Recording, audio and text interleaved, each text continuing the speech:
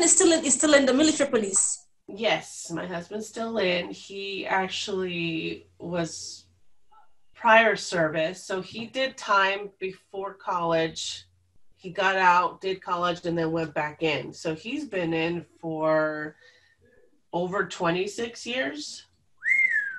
And he still has another 4 more to go, only because of the position he was offered. So you have to go and fill that time. Yeah. But so did he understand like the mental space you were in?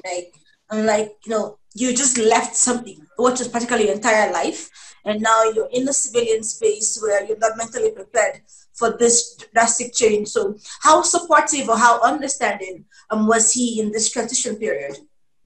So he understood to an extent because he had soldiers that were going through a similar situation. But with me, I didn't know how to communicate it. And I felt like, well, you don't understand, so I'm just not going to tell you. And so I shut off completely. And I was very difficult I was very difficult to handle. And so he didn't know what to do.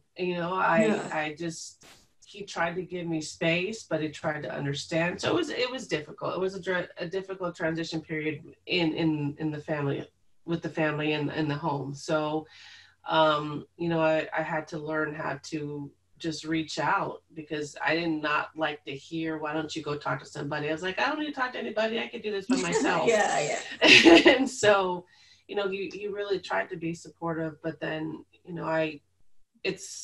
I didn't give him that chance. So it was difficult. Yeah.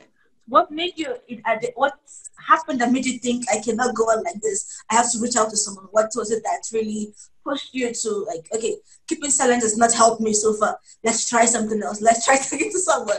What gave you that push?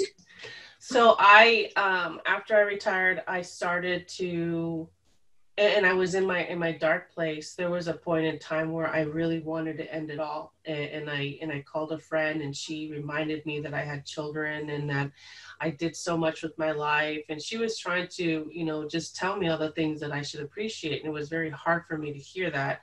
And so I started to write, and that's where I created my blog called A Wild Ride Called Life, because I felt like I needed something else to express my feelings. And once I decided to share that with the world, it was almost like a sigh of relief, because I couldn't hide it anymore. It was killing me.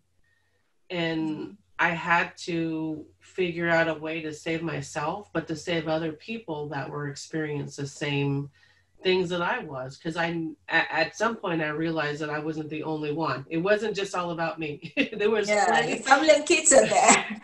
There was plenty of us who were out there, but we didn't know how to talk about it. And so that's what I figured.